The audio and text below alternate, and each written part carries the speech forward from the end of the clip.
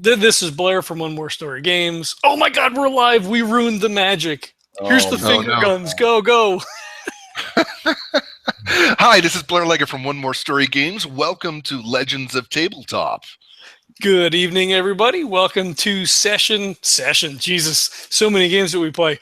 Episode 104. We have Jean Leggett with us tonight. Jean is feeling a little under the weather, but we may be able to coax her on for a little bit before the show is over. So, good evening, Jean. Blair. How's it going? Hey, man. Good to see you. We have Vince here as well. He's also feeling a little under the weather.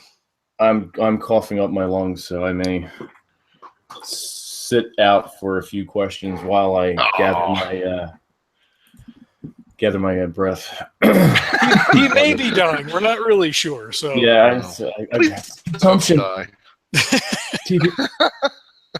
Yeah. All right. So we'll jump right in. We're talking mostly about One More Story Games and StoryStylus and the things that you guys have going on.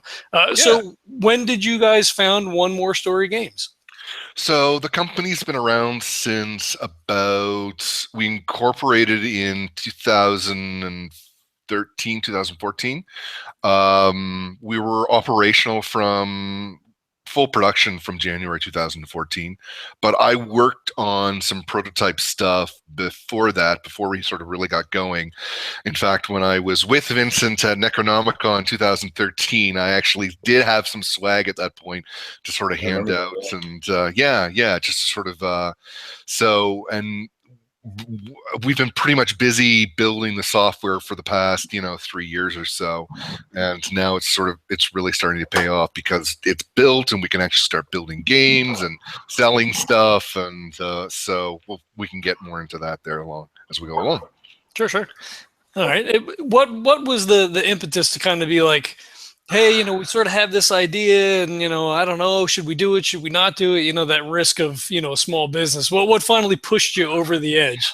Well, that's funny because I've been in the games industry, the video games industry, for 16 years, 17 years now.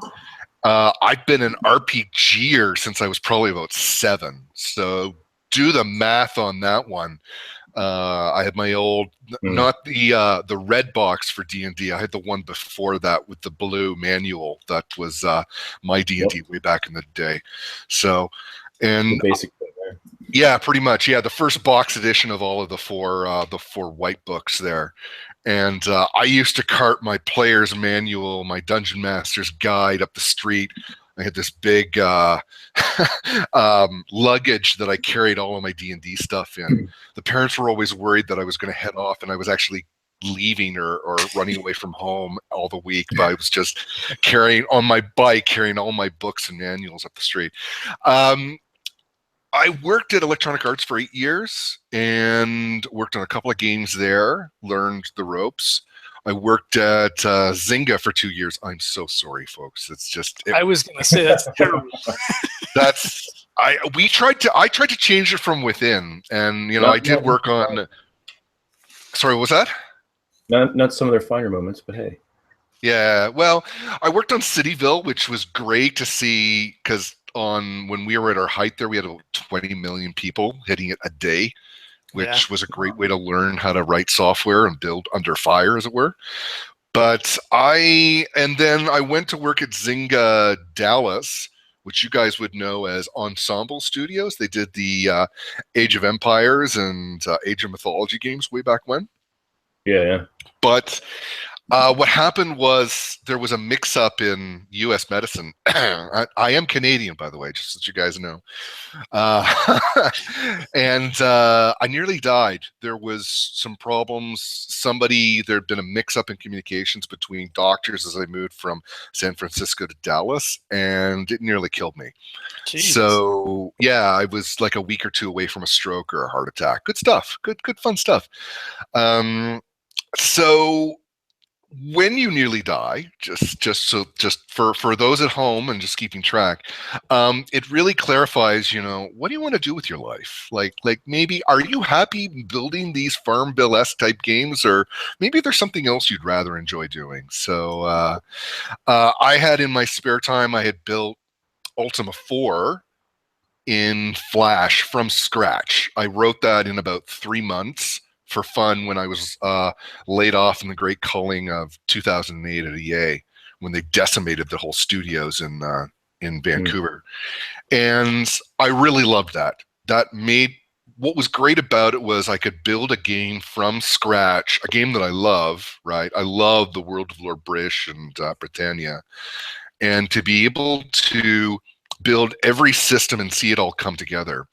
And the way that I made it, it was very much data driven, so that if you could, and what I mean by that is if you could had an editor or an authoring tool, you could completely rewrite Ultima 4 and create your own game. So I tend to like designing stuff that way. And I honestly thought I was going to go off and do another RPG type game when I was on my own and I moved back home after nearly dying. And for me, it was just enjoy. I was trying to find, what kind of game would I love to do? I'd love to do maybe another RPG, but I got thinking about, what if you could do an editor of all editors? What if you could make something that could build any kind of story game? And I started to really think about that and try to come up with something that would, initially it started out that it could do any kind of mystery games. It was very much like a kind of a Sherlock Holmes consulting detective with just a fancier interface that you could throw any map or do any kind of genre kind of thing. But where this really took off was this just, what other kinds of tools would you need to be able to create any kind of story game? And that became One More Story Games and became StoryStylus, which is the editor you use to play then in our apps for story worlds. And we've got about 6 or 7 games up there right now, and a slew and a lot more coming along. So what we've created is this engine that allows writers or game creators or screenwriters of any type to go online and create and be able to publish their games and put them onto the web, onto Facebook, onto mobile, and lots more coming. So it takes good storytelling and turns it into an interactive experience. Cool. So an author could take their work and then make it interactive for a game player to move through that story, like we're playing a game. Exactly. To really bring and emphasize, and there is a lot of text in these games, but it doesn't have to be. The focus is on the parts of storytelling that are so often ignored in games. Character, dialogue, the world, and bringing the world to life. But it also honors the writing of the words of the writer, because you read and see sort of what, the world that they've created.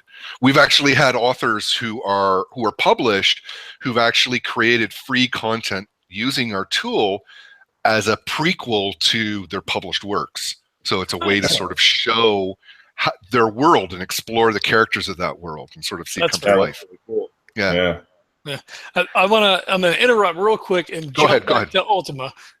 So I'm gonna give a shout out to Jeremy over at Total Failure Programming. Hey, Jeremy. He's usually watching live while we're on, but he's a huge fan of Ultima, and he wanted to know how did you program Ultima while you were laid up there? Okay. Well, for me, a good way to learn any kind of programming language or an engine or something like that is to have a project, right? And so back in the day, I was learning Flash, and at first it was just the kind of thing of, well, let's see what I could do with an Ultima style engine in Flash. Like, could I do the animating water and the different characters and stuff like that? And then it was like, well, can I do all the character stats? And then can I do something where I have a world map and then the city maps? And then it just didn't stop. It just kept going. It was like, holy cow, I think I could build the whole darn game. And the real test was being able to do a 3D drawn dungeon look in Flash, which was, the engine isn't designed so much to do that. You can do it if you built like a 3D world, but I didn't want to do that. I wanted to do as close to what would have been in an Apple, a C64 back in the day, right? Those early IBM computers. So, so for me, that's just, it was a kind of a dare that turned into a real project. And just my love for Ultima to bring it to life. Hey, Leah, how's it going? Great to see you. It's going great. Yeah, good to see you guys. We've got Leah on the show. We have all three hosts together for the first time, and I promise I'm not going to boot Leah out of the call. Is that a thing? We should, Blair. We should probably quickly explain how we all met. Yeah, no, I mean the inestimable, the amazing, the super duper Mike Davis introduced us all over at Lovecraft Easing, who is a good friend who I have not seen in a long time, who I love dearly for what he does for the Lovecraft community, and we all played Cthulhu on one of these googly hangout things, so that was good times, good times. Yeah. That and the one-shot Ghostbusters. Yeah, I totally forgot about that. Yeah. We got to bring that back, man. Cool. All right. So we were talking a little bit, I think, beforehand. So StoryStylus is the program that you use with One More Story Games to create these games. Yeah, think of it like it's the Microsoft Word. So it's One More Stories, StoryStylus. Sure. It reminds me a little bit of like a Scrivener for like an author to kind of collate and that's it. Because it's funny because there are people who use it for all different kinds of things. Really, for us, it's just what would you need to do if you were going to tell a story in a video game. Mm-hmm. And it's like, breakdown of all the characters, breakdown of the locations, the items, the events, and we just use that as like Lego bricks, as it were, to build your story game. But you could put notes in there, you can link it up with your graphics, you could do all kinds of stuff to really show. It could even be like one of those early almanacs that you got with D&D games and stuff like that, of like Forgotten Realms or something. You could do it with that kind of detail, bringing your world to life, and then explore it and share it with other people and see your world and your characters alive. So that's pretty badass. So it's specifically for that. Do you think that people could use that like in a Scrivener sense? So like to not make a video game, but maybe use the program to sort of, maybe work on their tabletop game. Yep. You could use it to prototype stuff. You could use it to organize all your notes.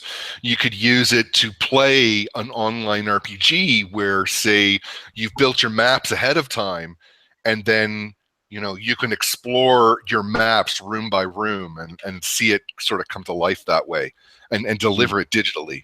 So that's Roll20 better watch out.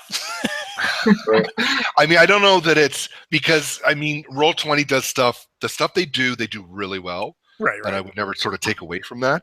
But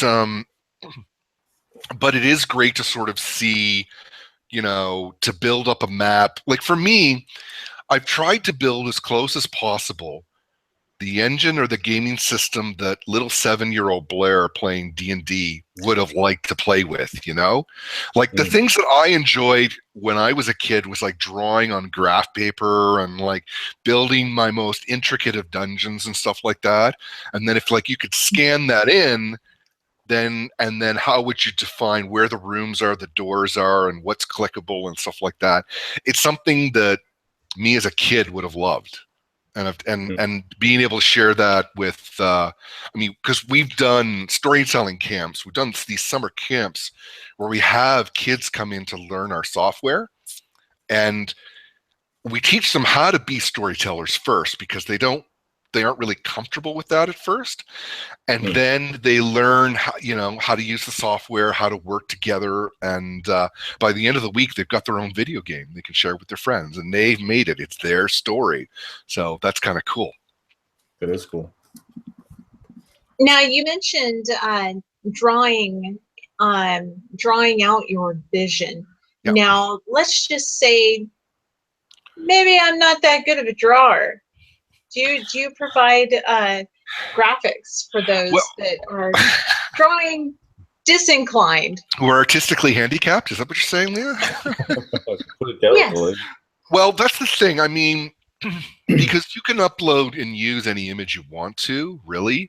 So it's funny because sometimes when we run our summer camps, the kids are directly grabbing stuff from Disney movies and stuff like that, right? And they're just uploading their own images. But you could work with, say, an artist who could, you're working on the story and the programming and they're drawing stuff, or you could be working with, say, a musician. Leah, would that be of interest? Or somebody who does the music for your games and sound effects, and they can upload all of that stuff and you just use it and build it into the game.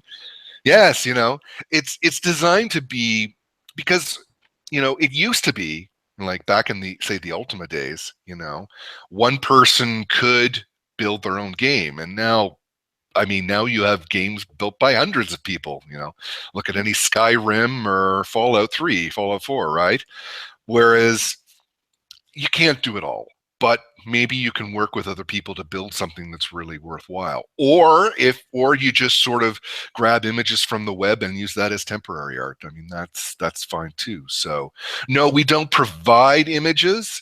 We might very soon, but that's a ways off yet, I think. We've talked to sort of stock photography companies to sort of provide and mix up sound effects and music and audio and images, and maybe we'll do video down the road, but that's a ways off as well because of the bandwidth requirements. So yes, you can't do it all, but you might get a lot of help. So how does that sound? That sounds perfect. There you go.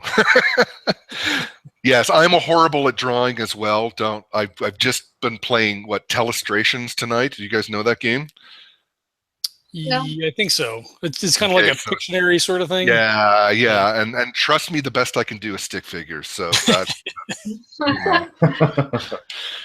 It reminds me of We're the Millers. I just watched that. I caught pieces of it the other day, and they do a Pictionary. I won't repeat it, but if you've seen it, you know what I'm talking about. Yeah.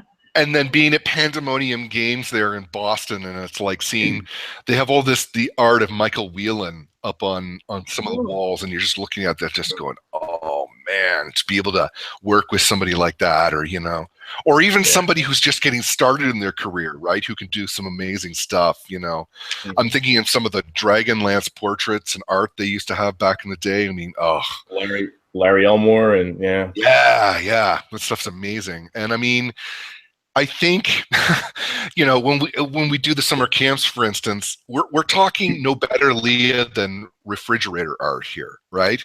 But it's interactive refrigerator art. The kids love it, right? I mean,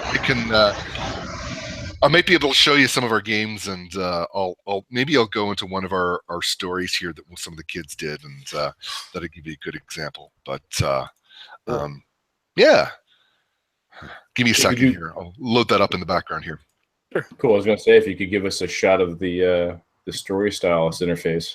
Yeah, we'll do. I'll do a screen share here. Cool.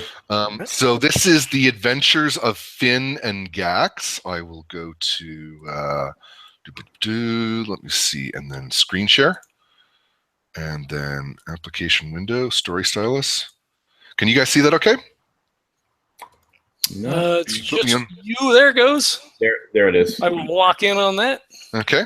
So if I go back to, this is an adventure game that was written by 5 little girls, one aged 11, 3 that were aged 10, and one that was actually 7.5. And we did this for an event a month ago or so at Microsoft Vancouver. And I'll just go into some of the media here. Because this is what you do, is you upload your art, and then you can use it. You identify sort of where you want to use it in your game. So for instance, there's a living room. You've got a sock that you can click on down here. And that's, but but it, like I said, it's refrigerator art, but it comes to life in your games. You know, there's a house you have to explore. Let me just exit out of Steam here really quickly. Ha ha ha. You know, and you draw like all the different characters that you have or different items that you've got to pick up. And I mean, oh, there's Super Monkey. You have to talk to Super Monkey.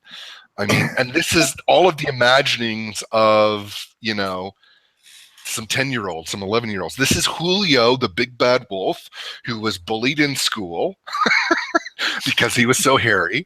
But if you can talk to him correctly, then you can get him on your side and he'll help you out. And then these are some of the other characters that's, you know, so it's just the kids love drawing, but more importantly, they love seeing their worlds come to life, just like anyone else. Don't ask what that is, but we'll. They wanted to do jump scares for their games, so that's. But again, yeah. So this becomes, once you upload your images, you can say, if you click on this arrow over here, it takes you into the forest, or if you're in, So just sort of showing some of the. Do I have the forest one over here? Yeah. So there, if you click on this, you can talk to Super Kitty, or you go back and explore sort of your world. So that's just kind of showing some of how some of the systems work and what the interface is like. So I'll drop out of that here. Hello. Cool. There you are. So because of the nature of the program, is StoryStylus more of a linear storytelling program, or can you do non-linear storytelling with that? That's actually a bit of the challenge of doing the non-linear storytelling. We because it's funny, the kids really take to the branching narratives. They get it, right? Because they've done the games. But when we actually teach authors, we actually have to start very regularly, and we show them sort of the linear and show them how to break out and branch from there.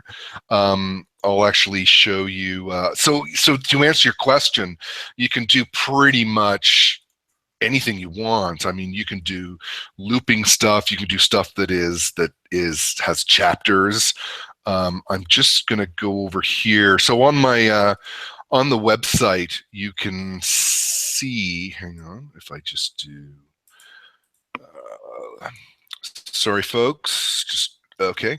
So if I bring up this image, and then if I go to share again, so this is some of the stuff that we show.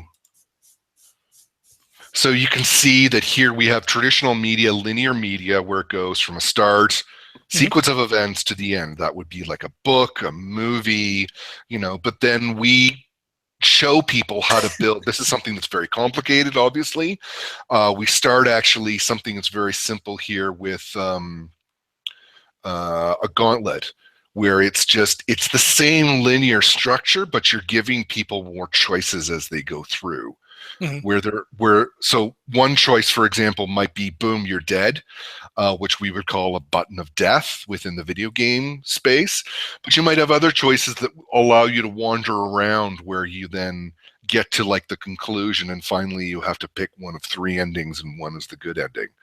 And it's like a choose your own adventure almost. Exactly. Yeah. I mean, that's stuff where you have like a loop where it's the linear, but it's bent around on itself, for something like, say, Majora's Mask, or if you actually built, dare I say it, Groundhog Day, the game. I mean, that's you know, there's cool stuff that you can do in there. And so what we'll do is we'll teach kids how to do, or what these different structures are, and then they can use them in their games however they want. They might use a bit of a railroad, some loop, maybe they've got like, and then there's like the mother of all flows when you have like a sandbox world. But if you can look at it, you can see how it breaks down into very similar structure, say, to the Gauntlet, but where you've got more going on within these clusters of things. But I mean, if you follow that kind of a formula, would work for, say, Grand Theft Auto or Fallout or Skyrim. You know, do you do the hero, the warrior quests over here, or the spellcasting quests, or maybe the assassin quests? And as you do stuff, it then opens up more of the world for where you want to go. So that's just showing you some of the possibilities there and how you deal with thinking that branching kind of structure. Not everyone gets it necessarily, but start linear, build up from there. Really and truly, a book is just an interactive game where they took all the most interesting choices. That's an interesting way to look at it. Yeah, it's like an RPG where you were playing on hero mode. Yeah. Or you had the expert player there playing with you, and always roll 20s, right? Yeah. That gets boring after a while, though. The fumbles are usually what you remember the most. Yes. Oh, yes. That's and how you get out of them, right? Especially in a Cthulhu game, as you guys very well know. Well, hey. Yes. I love simulating insanity and I think a lot of sessions get very memorable that way when we can we not, or even Ghostbusters, where it's just Ray blasting everything with a proton pack, right? Oh yeah. So yeah, that's where the good memories come from. That's right. Yeah. So and I think that's right, because like if everything was on cheat mode, it wouldn't be interesting, right? But I might do Tomb of Horrors on cheat mode. That's the. You need at least hint mode.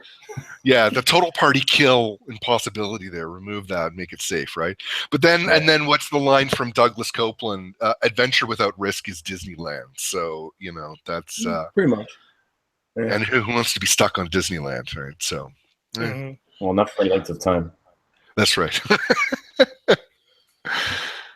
What was the hardest part of getting One More Story games off the ground, or was it just a piece of cake? You guys have just been flying through, everything is roses.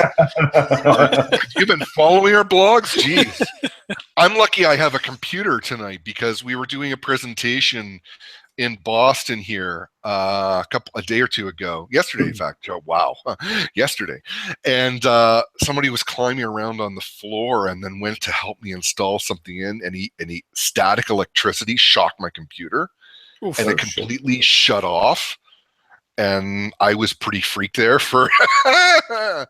I'd say the hardest thing. I mean, have you ever heard Felicia Day talk about writing the guilds, where you think doing a television program or running a company is like you build the stuff and then you go, right? But then there's that whole other side of promoting and marketing and getting to people. I mean, I'm horrible at that. For me, I just love building the stuff and solving interesting problems. And, when people... It's great when people write me at info@onemorestorygames.com and have questions, and I can sort of walk them through it. And I'm much more hands-on that way. Talking to investors, I wouldn't wish on my worst enemy. Right. Okay. Oh, no. Right. It's not easy, and it's very hard. Angel investors. Well, investors for any matter, I think, but especially the ones in Ontario and Canada, and well, I won't get too far into that and name names, but I could. But it's hard, especially when you're dealing with something that's so, like you start to describe StoryStylus and One More Story games, and it's just, we have found, as we've talked more and more, that there are no limits to this thing. Every time we try to figure out a limit, we figure out a way around things. Like somebody, we started with doing mystery games, and then people want to do fantasy games, science fiction games, westerns, and then historical simulations, and then people want to use it for education, and talking about building in VR support and stuff for Pokemon Go and positional based triggering of events and stuff like that, and it starts to get StoryStylus is taking on a life of its own. Yeah, and that's exciting and scary all at the same time. So I love it. I love what I'm doing. It's not work, but it's a lot of work. You know what I mean? Oh yeah. Whenever you're working on something you love and just you want to see it come to life every day. I can tell you that there's nothing quite like, say, teaching a 10-year-old girl how to program, and that first look of when she finally gets it and her program works, and that grin that goes across her face of like, wow, I could do this. And you've got them hooked from then on in. And it's just amazing to see that whole change in their life happen, and you were part of it. And that's happened a couple times doing this in the company. Or somebody who, a kid who comes in, learns how to be a storyteller, and then goes off and writes a short story. And you were part of that. It's hard work, but we love it all the same. And we feel like we are making a difference in our own little way. And hopefully people will try the games and give us some feedback and, and all that other stuff too. But if we can find a way to make stuff just a little bit better I have so many storytellers and writers who are very poor and very broke, and working in video games, it was like there's so much money, but going into stuff like blowing up people and blowing up, and that's fun too. But I wish more storytellers could be rewarded for the work that they do. And this is sort of one little way I can do that. So, yeah. And the video game industry is definitely one way to generate funds, because what was it, $1 trillion last year?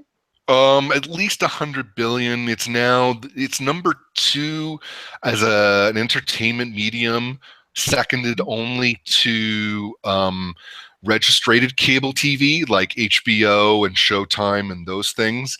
But the thing is, video games from where they were, say, 10 years ago, has continued to grow at a steady rate. It's not changed. And it's now, it will probably be the number 1 medium probably in the next 10 years. And just as a way to provide money to go back to authors and storytellers, for me, it's like apparently the number 1 reason people buy games is for the concept of the game, the story of the game. And so often we focus on the graphics. I love graphics too, don't get me wrong, but I think there needs to be better stories being told. And especially, I think one of the things I say to writers when I'm at conferences, you won't be able to compete with the 3D graphics of AAA games, but I'm willing to bet you could compete with the writing in most cases. A good writer can write rings around the kind of stuff that's being done these days. I know lots of game writers too, but often it's the last thing that's done and little consequences given to it when a writer says, we've got a problem with this. And really all it comes down to is, what are the graphics and can we sell this? Is there something to shoot? Yeah. And for me, I think what's happened to movies in the 90s were the rise of independent film.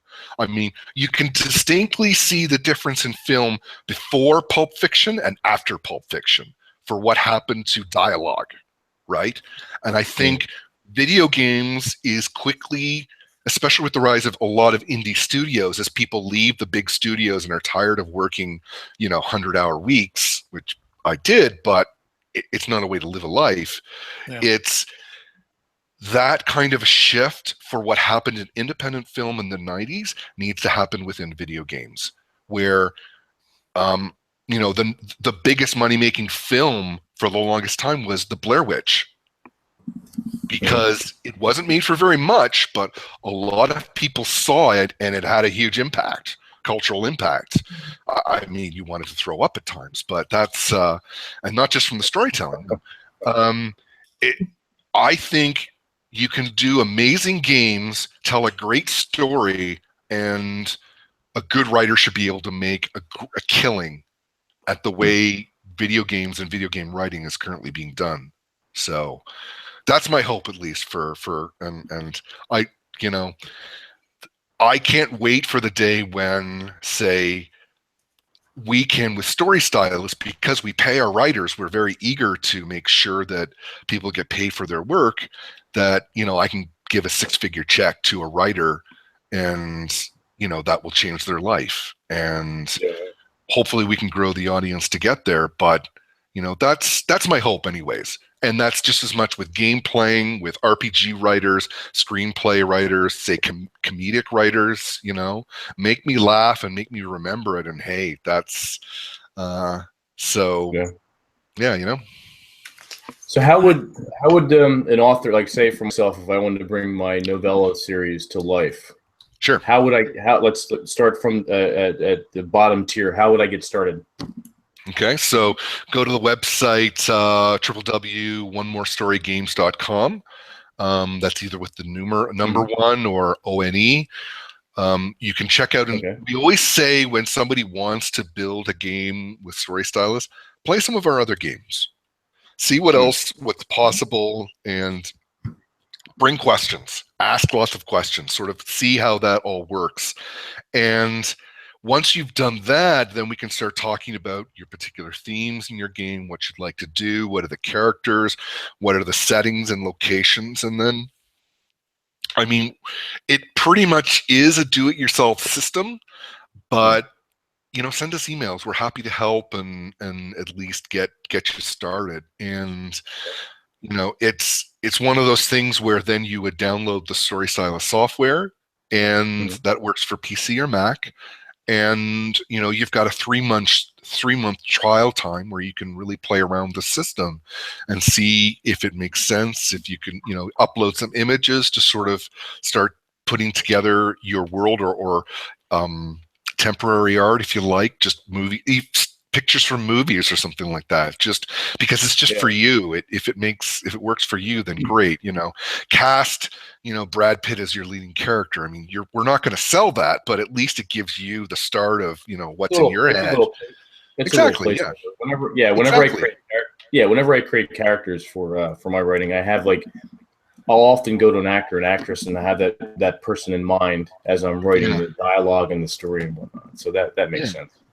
So, and then start doing the story flow for your game. Figure out sort of what are the key choices that people are going to have to make. What are the events where you saying the one wrong thing can create a whole bunch of trigger of an effects. And what's great is, I think, for RPG writers, you get and understand what it's like to set up that as a game, almost to see sort of how choices lead to effects, and you get that, and you'll find that pretty easy to implement within StoryStylus. But we're happy to help you, and it's certainly there's tutorials online that you can follow for that, and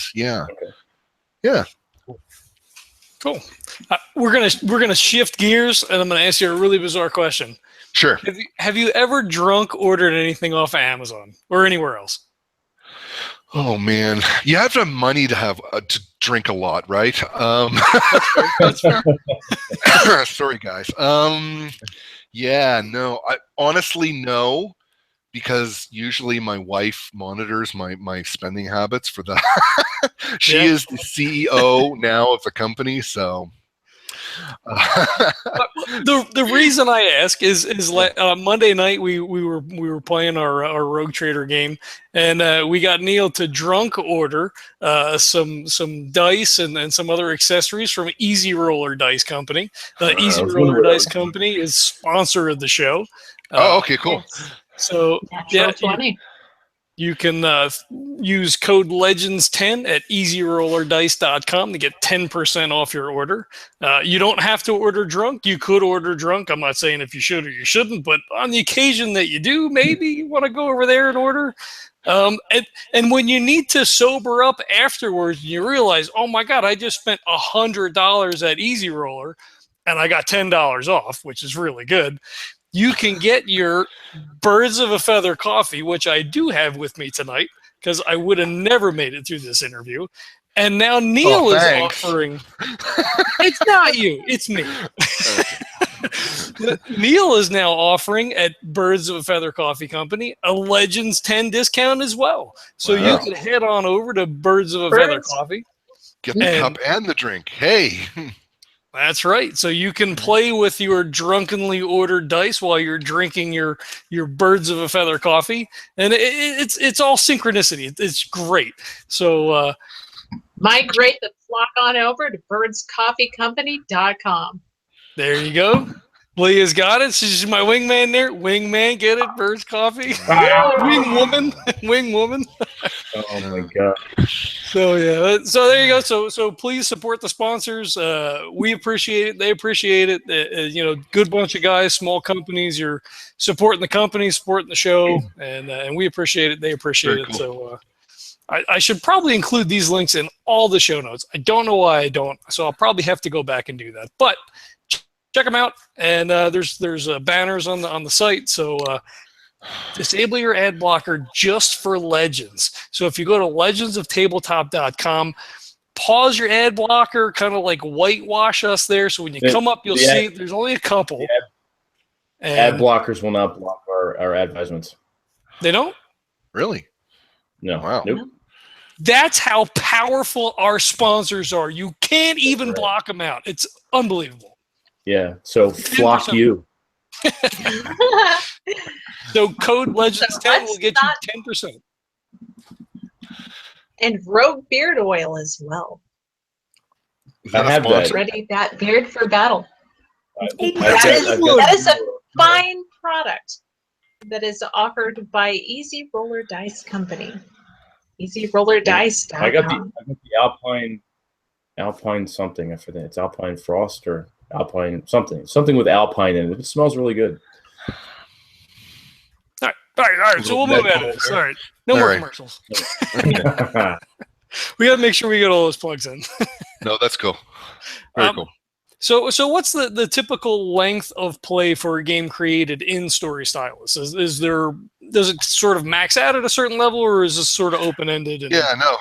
A lot of the premium content games generally ring in around 2 hours or so. If you're really reading through and playing through stuff, we find that's a pretty good length for something that gives you a good taste of the writing of the world, but then it's not overdone or from there. Some of the other games are about a half an hour in length, so something you could play over a lunch break. Nice. And a lot of those are free. So one game we really recommend is called Hard Vacuum Lullaby. And that is set aboard a spaceship. It's all point of view, hand drawn. And you are on the spaceship and it's being attacked, and you've got to rescue, save the situation while you're under fire. And so it's imagining that as if you're playing like Faster Than Light, and you're one of the little guys running around on the ship trying to fix stuff and get stuff working and stuff like that. So it's a really good story and a good half an hour play. Awesome. Well, you just brought up Faster Than Light as well. Do you find that being in the current position that you are with One More Story Games, do you have the time to play games as well to keep up with the industry around? I try. I mean, I watch a lot of Will Wheaton's Tabletop, which is a great way not to spend money and at least see how games work, right? I do get the occasional Steam sale. If you asked if I bought something through Steam, I think it's probably possibly I'm closer to that. I'd say it's like, wow, 20% off, sure, I'm in. I'm guilty of that as well. Yeah, I've got all these games that I've got that I haven't necessarily played, and I keep meaning to, but I try. I think if you want to make good games, you've got to play good games. If you want to make great games, you've got to play great games, and that can be the board variety, the video game variety, even game books like some of those choose your own adventure and Fantasy Flight fighting games. You can learn a lot that way. And so I try to keep up with stuff as best as I can. And other RPG systems, for instance, other storytelling systems there's amazing stuff that's out there these days that I can barely keep track of it all and don't have the money to keep track of it all. But you got to do your best, right? But I do play a lot of Counter-Strike, truth be told. I do. That's sort of my go-to choice of just something like a quick 20 minutes just to shoot stupid people and just feel better and then go back to work from there. How's that? That's excellent. Oh, dear. So Jeremy asked in the chat, do you have to play the games in one sitting, or is there a save setting for games? Yeah, whenever you're playing a game, it's automatically saving as you go along. So you nice. can pull out, you can stop playing and go back in, and yeah. So yeah, it's all driven through the cloud, so it's not like you have a save game right on your computer per se. Everything's all stored up there. You can log in from one computer and then go home and play the same game. So cool. Yeah. Nice. Or play on tablet as well. We can play on Android tablets. We're delivering soon for iPad. I keep saying that every time somebody asks me, but we're really close now. We are really and truly almost ready to go with that. So cool. All right. Do you guys develop a lot of games in-house, that you're publishing yourselves, or are you more in support of, people coming in and then just acting as publisher? We both, yes. The current in-house game that we're working on right now is an adaptation of New York Times best-selling writer Charlaine Harris. We got the rights to one of her mystery series called the Lily Bard series. So the first book in the series, Shakespeare's Landlord, we will be building as a game, and we're hoping to launch that at the biggest mystery conference this year, which is being held in Toronto, Canada, Toronto, Ontario. And we will be launching Shakespeare's Landlord with Charlene there in attendance. So that's the current big project. But we also have a lot of other little projects on the side as well, and people that we're working with to help build up their content. And then we've got a whole host of plans for next year as well. But anyone can email us, and we're happy to answer questions. And if there's something you need or you're not sure how to do, we'll walk you through it. So we're very helpful in that way. We try to be anyway. So cool. And how did you guys become so chummy with Charlene? Was it you meet her at a convention? What's the story behind that? Yeah, no, it's a great story actually. We were at an earlier BoucherCon. This one was being held in Long Beach, California. So we were out in LA and working stuff that way. And it was just this case where my wife, Jean, was, we were in line, we were talking with, she happened to strike up a conversation with Miss Harris and say, have you ever thought of turning your games, have you ever thought of making a video game out of your stories, an adventure game? And Charlene's reply was, well, we've tried it once, but the company went out of business. This was, again, back in 2008 when all the funding dried up. And Jean just said to Charlene, it's like, well, is that something we could help you with? And the response was, that would be nice, dear. And then we got her card.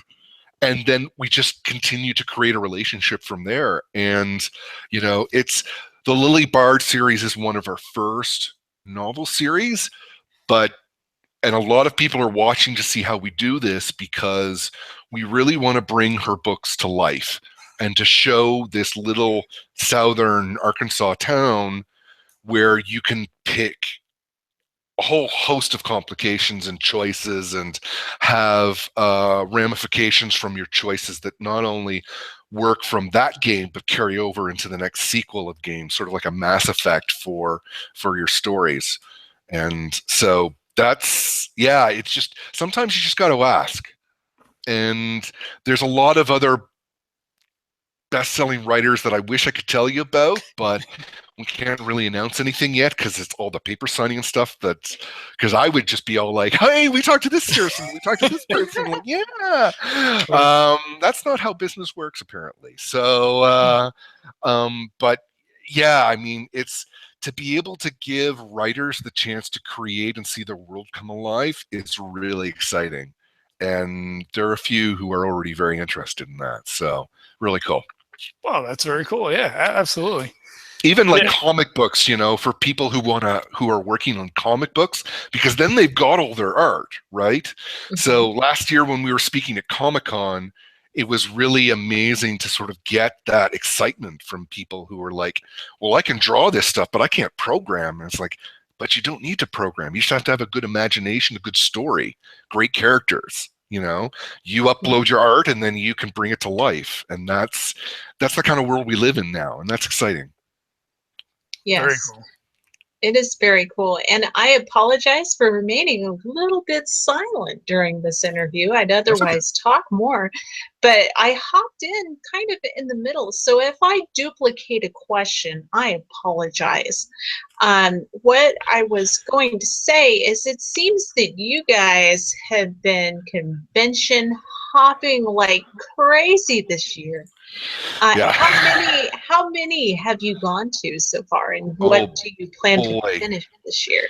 No, that's great. Good question. I would say we've maybe been home for about 2 or 3 weeks so far this year, like from January. We went on the Joko cruise, which is, for those who don't know, it's like a nerd cruise it's like Comic-Con on a boat, is really the way to look at it. It is amazing. So it's Jonathan Colton, and there's writers on the boat. There's Pat Rothfuss, John Scalzi, Mary Robinette Cole, Will Wheaton's on that, and and it's board games, it's RPGs, it's video games, and we had the whole cruise ship this time for the 2017 cruise, and it was just all nerds, all game players, all video gamers, and the crew did not know what to do with us because we weren't moving around with walkers. We were all pretty fit for the most part. So there was that. We were teaching out in Vancouver for a while. We were at an Ottawa convention quite recently. We've been to some other accelerators and startups meetings. There's something called DigiFest that we're pitching at in about a week or two in Toronto. We should be speaking at Comic-Con again this year, so we think we might be back there. It's filling up fast. There's a convention out in New Brunswick in the Maritimes of Canada that we're going to as well. Gene is going to be a keynote speaker for that. It really, for us, it allows us to get out there and show what's possible and reach people, and we have the most interesting meetings. I just give you an example. There was an event I went to just at the end of March there, where it was called From the Page to the Screen, and so it was all these book publishers, and they were supposed to meet with generally these other companies that could help promote their books. Usually that means TV and film. But we were one of the first video game companies there, and that excited a lot of people, especially because what we found out was there was one company that specializes in indigenous literature. So Native American stories, mythologies written in, say, Cree or Ojibwa. And what's great is that if you know these languages, they all use English characters, just different accents and stuff like that. So it looks like we're going to be doing some games about written in Cree and written in Ojibwa. And this is sort of something new that's about to happen next year, where we hope to go into these native communities to create video games based on their stories. And we're really excited about that. I'd love to see something where we maybe can pair up an elder with, like a youth, and they could work together to tell and create their own story games that, is a way to sort of reintroduce the old to the young and sort of take the old stories and reintroduce them with new technology. Really exciting things. Really exciting things. Sorry, go ahead, Vincent. I said that would be a great mentoring program. Yeah, because the thing that we found is the kids really take to it, especially when it's they're bringing their story to life.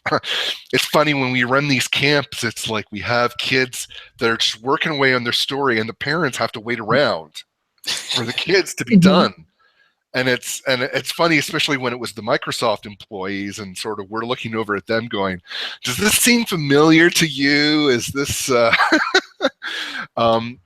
yeah, we had people compliment us in the program, come up and say, I don't know which demon or devil you sold your soul to, but you had my kid completely enraptured for a whole week. And it's nothing special. It's just we let them tell their stories, and they're invested in that, right? And when it's their work and it's their story, they want to tell it. So they'll work long hours and weekends and stuff like that to bring their world to life. There's incentive there, yeah. Yeah. Absolutely. Well, And to follow. Oh, go ahead. Go ahead, Lee. oh, I was just going to say something. I mean, there's something to be said about giving someone the ability to be creative and to help them create something of meaning, especially to that person. And it's great. And then to be able to share that and to get feedback from, hopefully a little better than a YouTube comment, but but to have that where you've brought something to life and you've made it, it's very exciting. And I can't wait to sort of see where this technology takes us and all of the new stuff we hope to add here in the next year or two.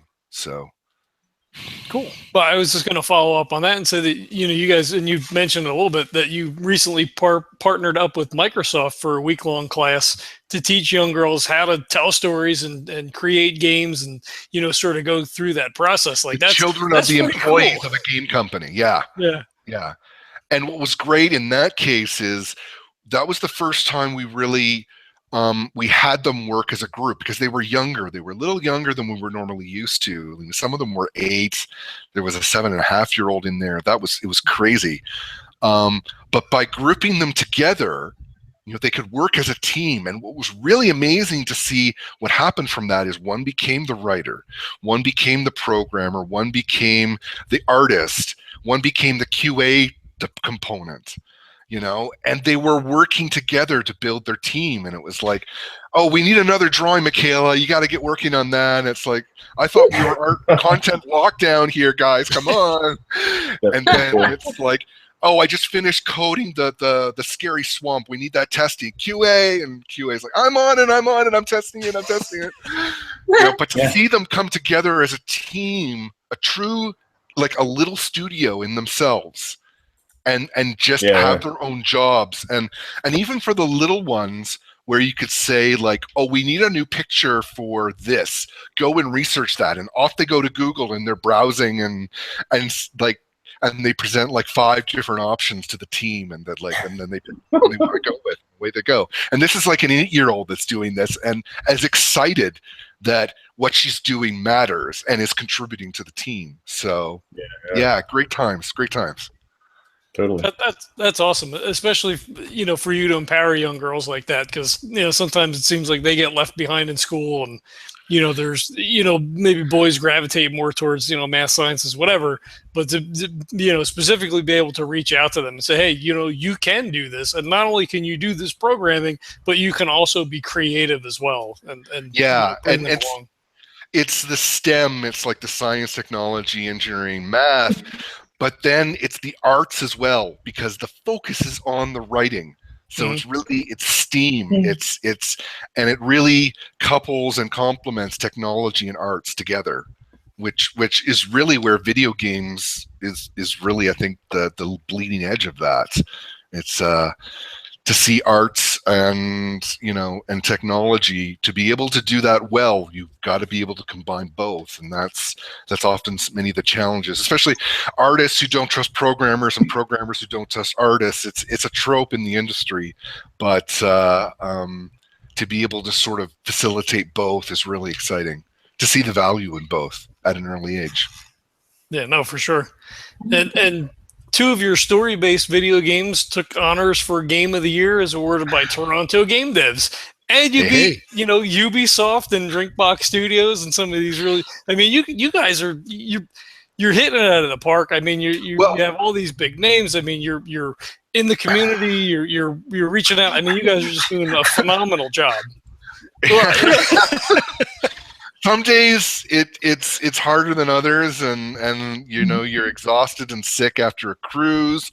Let me tell you, it happens. But yeah, I mean, and what's interesting is that for those story games, that particular voting, it was most audience, because we tap into a different audience. We tap into a literate, story-focused audience that isn't necessarily always in the video game space. But what we found was, like, the normal video game audience for that particular that prize were voting on all of the other games, and it's like we had all the other people voting for us.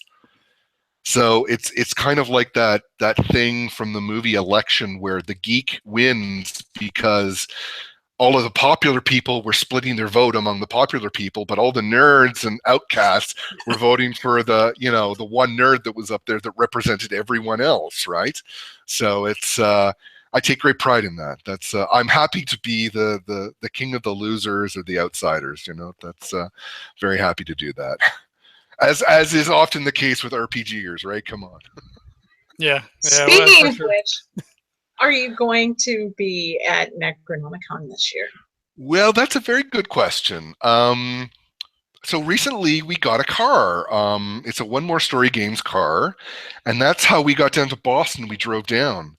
So I am leaning very hard to do that, actually. I think that would be another great thing, too, because, I mean, when you see what we've done behind the scenes in StoryStylus with Cthulhu-based fiction and stories and worlds, I would really love to be able to show that off. And I think Necronomicon would be a great place to do it. So that's perfect, man. Yeah, Absolutely. exactly. So it's because one of the things that we do is we've built the storytelling system so that you could create a whole bunch of stories that are set, that are placed within a setting, and then you can collaboratively contribute to that setting.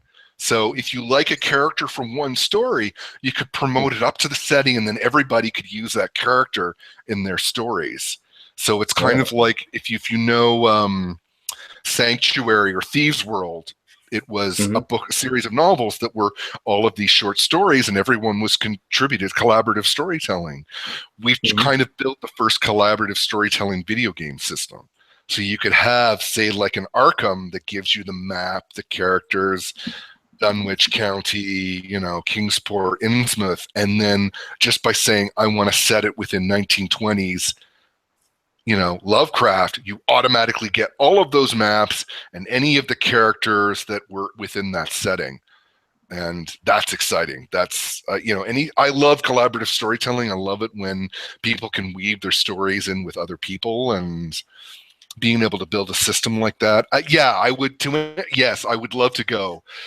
Are we sure to go this year? I don't know yet, but it depends on the schedule. Also, we've got around that time is when we're supposed to be wrapping up the stuff for the Charlene Harris game. So that's why it's really hard to know for sure, Leah. I would love to go, though. You know that. I do. Yeah. Join us. That's right. No, I mean, Vincent was there in 2013. I don't think you were at the 2013 one, but I missed out on 2015. So that was I was the wet blanket. Yeah, it was. I made both of them. Fortunately, I was lucky to do that. Well done. But yeah, that's where we first met face to face. Yeah. It was a great. I count it as one of my favorite experiences of conventions. It really is. The Lovecraft community is very, very different, and I think it is erudite, and it is very interested in storytelling and characters and weird and wacky ideas that. You know, when you really think about it, Lovecraft was probably the first collaborative storyteller in that way to have that mythos system that then anyone could buy into it and you know, could throw in an Ea Cthulhu there and off you go. Yeah. Well, Necronomicon right now is small enough to where it's very inclusive and very intimate. I mean, you can talk to people that you wouldn't think you'd be able to do so. And so I agree. And hang out and collaborate and make new friends very, very easily.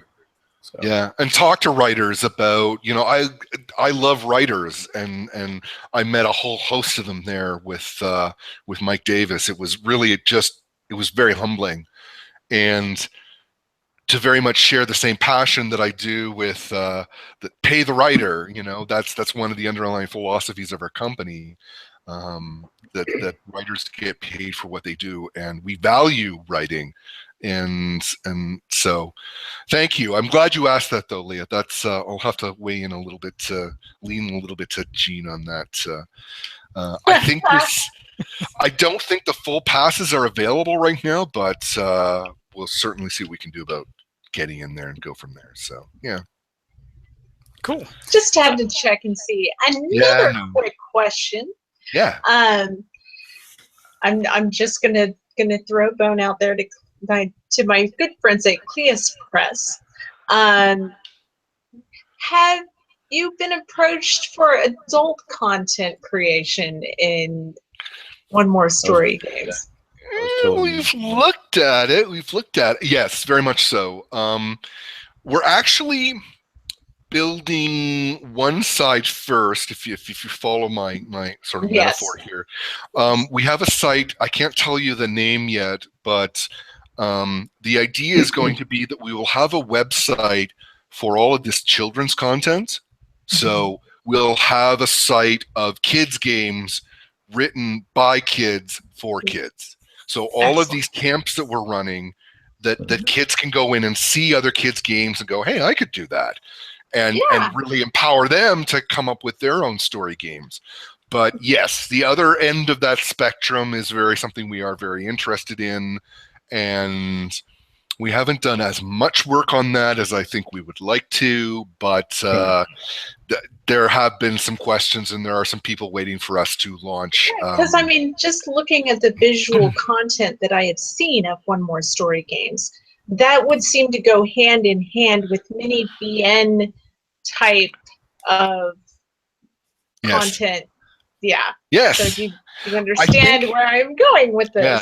I think if we do it right, the next step will be we will be able to integrate in VR technology into StoryStylus. So you'll be able to take photos from, like, say, a Gear 360 where you have everything mapped within a sphere, and then you can use your VR goggles to look around and explore like an actual world. And then we'll do the adult content from there. So I think that's because at that point, I think what would be exciting is that we would be among the first, I think, authoring toolkits of VR. And I think what I'd like to see is the Gear and the other 360 cameras come down in price, where they're a little bit more pervasive, and then we would be able to be among the first authoring components for VR, which would be extremely exciting, because then we bring a lot of what happens in VR is it's very much, it's what, like, the 3D movies of the past. It's like this gimmick, right? But at the end of the day, if you can tell a good story within that kind of that gimmick, it tends to work much better than if it's just, it's like, look into the hypnotic eye, it's not, it doesn't work. But first and foremost, it has to be a vehicle for telling a story. And then once you've got that, then you can go into the other. So yes, I can't wait to where we're authoring and producing high quality VR content. Cool. And I think it's going to happen within the next year. So, but don't. We'll see. We'll see where we get to, anyways, with that. So, yeah, exactly. Yeah, this isn't going anywhere, is it? Yeah. Nobody watches you guys. All right. Well, with all this crazy stuff you've got going on, you're running all these conventions, you got all these big plans. How do you unwind from all this crazy chaos? Board games, alcohol, gummy bears. What's the? A lot of Counter-Strike. Like I said, I shoot stupid people, but that's no. Actually, Gene and I were just recently in a place in the Berkshires of Massachusetts. We took a week off to actually just sleep. There you go, yeah. I barely do any computer work for that time. We didn't have really internet up there, so that was great. The other thing that we love to do is we watch detective mystery movies and stuff like that. So, because that's like a different kind of puzzle. It's a narrative puzzle, and it gets us thinking about other things. And I can't wait for the new Twin Peaks to come out. That's going to be really cool. And it's usually it's just a lot of chilling in Netflix. So that's not the Urban Dictionary version, but all right, that's good. And board gaming when I can. I mean, that's the other thing too. I love the social aspect dynamic of board gaming that you don't often get when you're playing a video game per se. Try, but it's just not the same as staring down what you think is a Cylon across the table of a game of Battlestar Galactica. I mean, that's there's nothing quite like that tension. So yeah. So. All right. I do have one more question before we head into the final five. Gotcha. So, what's it like working with your spouse? I mean, marriage itself can be, have its highs and lows and everything. And then, you guys are tied together by, also the company as well. So how does that work for you guys? I don't know if you caught that. I was mouthing "help me" under my breath here. That's the joke I usually share with people who ask that question. It's got its pros and cons like anything else. But the degree of trust that I have with my business partner, who is my spouse, it's getting late at night, how can you tell? Is unparalleled. And there's nothing quite like having a win for your company and having your spouse there to share it with you.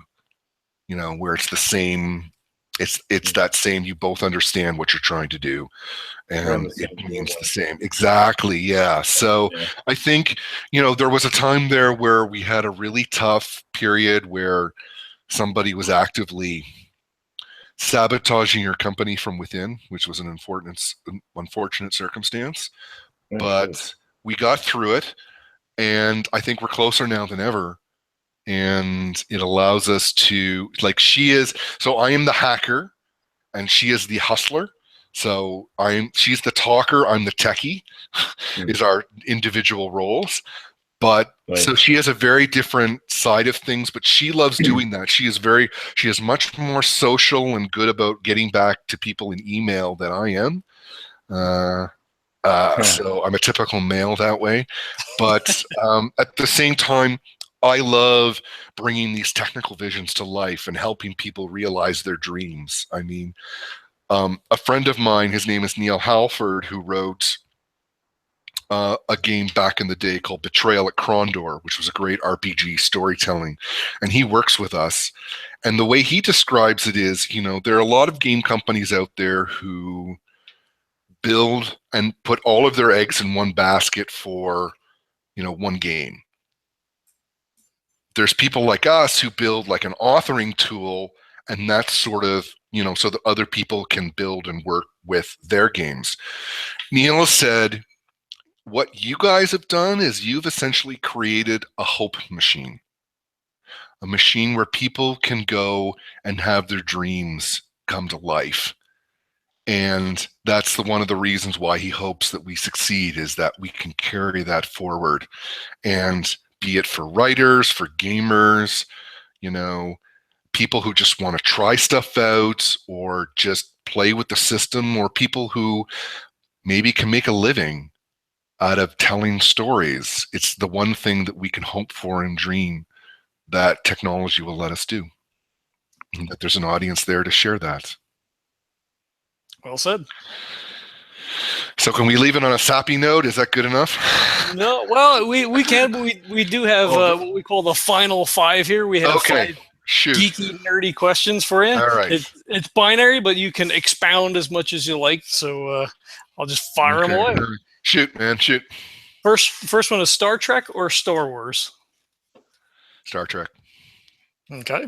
I'm sorry. It would have been Star Wars at one point, but those first three prequel movies, Oh God. Yeah. The no, prequels sorry. were bad. Yeah. I was willing to give George Lucas hope up until like the Phantom Menace. I could sort of see where he was going, and I have a whole theory about that. If you like, as I've studied Shakespeare, the history plays, and you can see that in Star Trek it might have been like a Henriette. That's you'll have to get me a Necronomicon to share that theory with you. But yeah, no, I think I was always a fan of people coming together to work as a team, and yeah, and I see that kind of hope in Star Trek, so less so in the all right, anyways. All right. Tabletop or video games? What's the difference? That's tough. That's really tough, but I think given my experience level, and I choose video games, but if done correctly, there's no difference. We're expecting It's that another one. conversation. Yeah. Probably over with alcohol. So Cool. Yeah. All right. DC or Marvel? Marvel. Or none. Or, Well, the only thing is, I worked on a Marvel game once, and it was a horrible, horrible nightmare mess. But I'm still a fan to the Marvel world, I'd say. Batman's a wimp. Come on. And Mike Davis is going to hate me for that. Come but on. He's the oldest God. he gets portrayed as a wimp, is what I'm saying. And it's just, your parents died. Like, do you want to look at the pain and suffering on the Marvel side that people evolve and get over? Come on. Yeah, that's true. And Superman just isn't interesting enough, although the 1978 Superman still gets me as a kid, as a young boy, sort of seeing that come to life on the big screen was amazing. So, I think Marvel are better storytellers, but I'd love to see some theories on that. I think the villains of Batman are more interesting than Batman, but I like the heroes better of Marvel. How's that? As an answer? fair enough. All right. That's fair. All right. I like it. Sci-fi or fantasy? Again, what's the difference? Going from Margaret Mead, if you have a high tech enough, it would be indistinguishable from magic. Right? I think for me, sorry, go ahead, Leah. I'm just going to say there's some sci-fi out there that is labeled as sci-fi that is rightly fantasy. Like one of my favorites, Dune, is labeled as sci-fi, and yes, I am going to have to agree with some, but it's more indeed just space magic. It walks the line, yeah. Yeah. Yep. I think good stuff is. It can transcend. A good novel will transcend the genre it's written in. So, but I think if I had to pick one, sci-fi is probably my choice. So, but there's so many great writers that I like who write in the fantasy trope. And actually, if I add a third one to that, if it was sci-fi, fantasy, horror, then I would be in the horror camp. So how's that? All right. That's true. We've had people say that before. All right. And the last one is, if you could have one superpower, what would it be?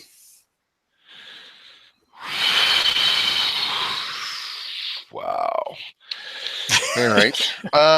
Then probably my quick one would be, I wish that and sappy as it sounds, I think these days I'm more frightened about where our world is heading, and I wish that we could have a little more peace and understanding, a little more compassion in our world. So I would have to say, if I could make good storytelling become transcendent and lead to world peace, then that's a pretty good superpower I'd have right now. I think we could use a little more hope and dreams than, yeah. So don't mind me. I've got some dogs screaming in the background. Maybe that's my call to go. I don't know. Yeah. We were trying not to leave on a sappy note. You took us back down there again. Yeah. No, I think dreams and hope. There we go. Hope and dreams, right? Hopes and dreams incorporated. There you go. All right, there we go. Yeah, absolutely.